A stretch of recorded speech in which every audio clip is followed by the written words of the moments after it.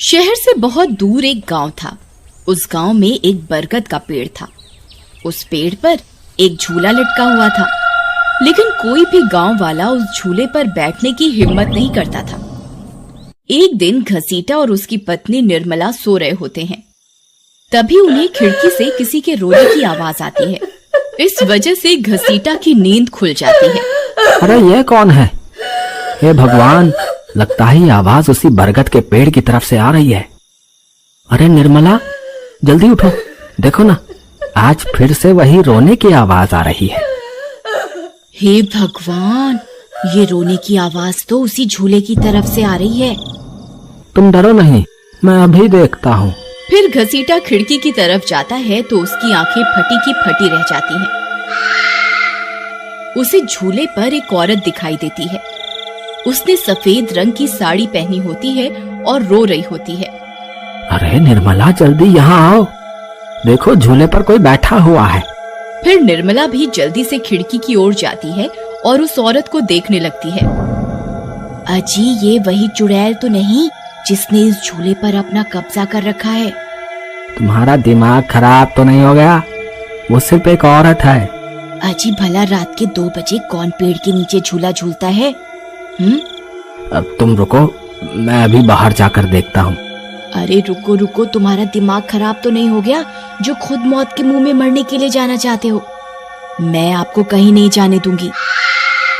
तभी वह चुड़ैल अचानक से गायब हो जाती है। ये सब देखकर वे दोनों डर जाते हैं। अरे मर गए रे, ये तो गायब हो गई। मैंने आपसे कहा था ना जी, ये कोई आम औरत नहीं है।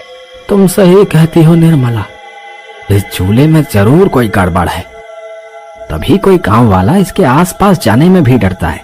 अजी, आज तक तो हमने इस झूले के बारे में सिर्फ अफवाहें ही सुनी थी, आज तो अपनी आंखों से देख लिया। मैं अब इस घर में और नहीं रहने वाली। फिर अगले दिन निर्मला का भाई अपनी पत्नी के साथ शहर से उसके घर आता है।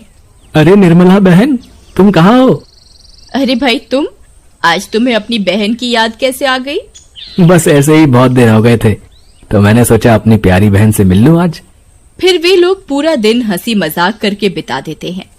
और फिर रात होने पर, बबलू भाई, तुम नीलू के साथ इस कमरे में सो जाओ, हम साथ वाले कमरे में सो जाते हैं। और हाँ, तुम्हें किसी चीज की जरूरत हो तो मुझे बता देना। फिर इतना बोलकर निर्मला अपने कमरे में सोने के लिए चली जाती है।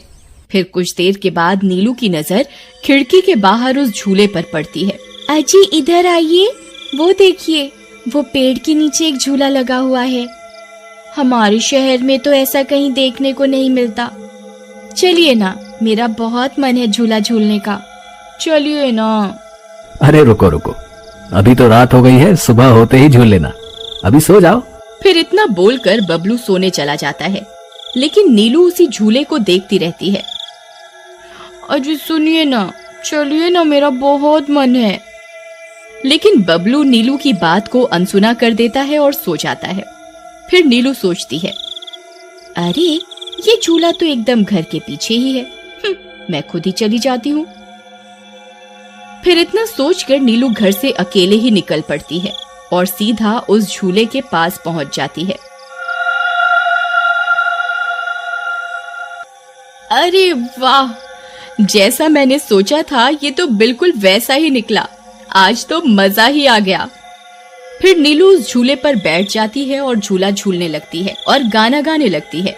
पंछी बनूं उड़ती फिरूं मस्त गगन में, आज मैं आजाद हूँ दुनिया के चमन में।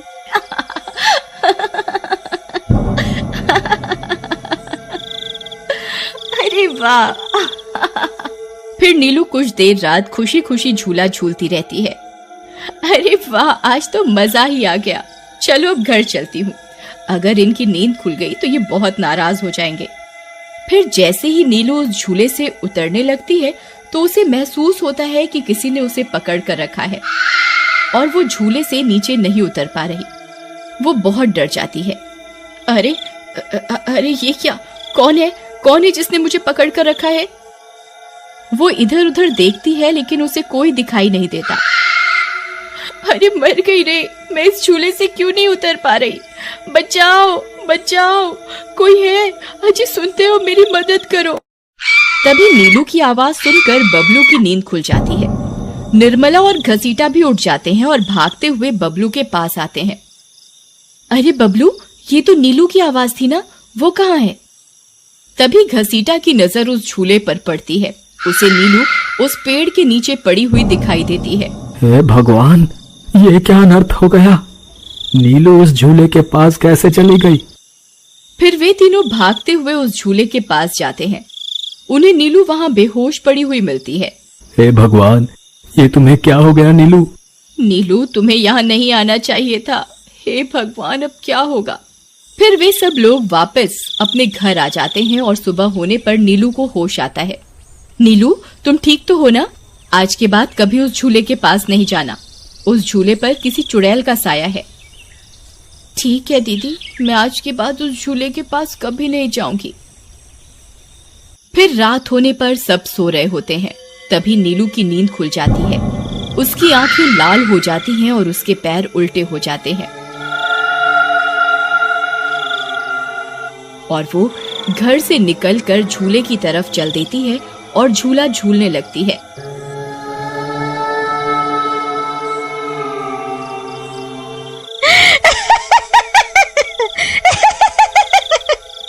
उसकी हंसी सुनकर उन सबकी नींद खुल जाती है।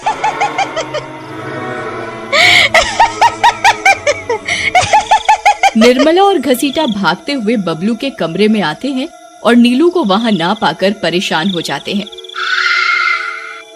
हे भगवान, अब ये नीलू कहाँ चली गई? फिर वे सब खिड़की से झांक कर देखते हैं तो उनकी आंखें फटी की फटी रह जाती हैं। नीलू झूला झूल रही होती है। अरे मर गए रे, ये नास मीठी तो फिर से झूला झूलने चली गई। अरे बेवकूफ बबलू, अपनी पत्नी को संभाल कर नहीं रख सकता क्या? देख तेरी पत्नी आधी रात को कैसे झूला झूल रही है। दीदी, मुझे माफ कर दो।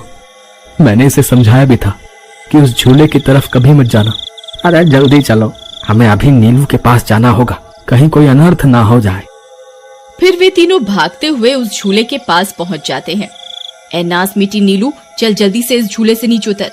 तुझे कल भी समझाया था ना इस झूले की तरफ नहीं जाना। एक बार में समझ नहीं आता क्या?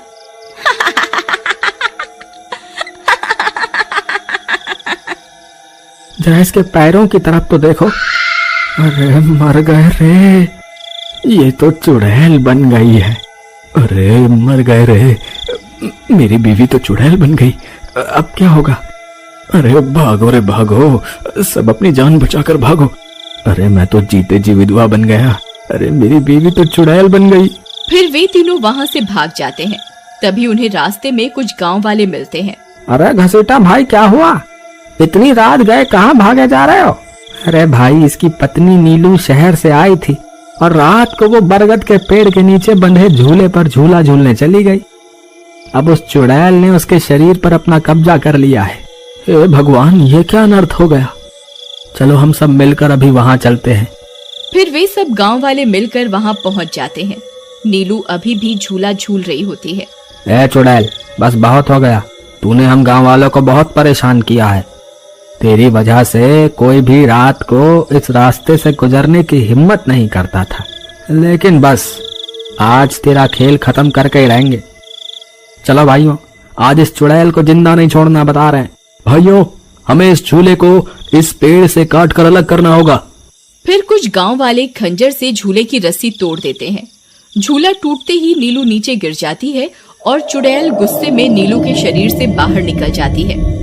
हे गांव वालों, ये तुमने सही नहीं किया, अब तुम सब मरोगे। भाई जल्दी से इस झूले में आग लगा दो, हो सकता है इस झूले के जलने से ये चुड़ैल भी मर जाए। तभी एक गांव वाला उस झूले को आग के हवाले कर देता है।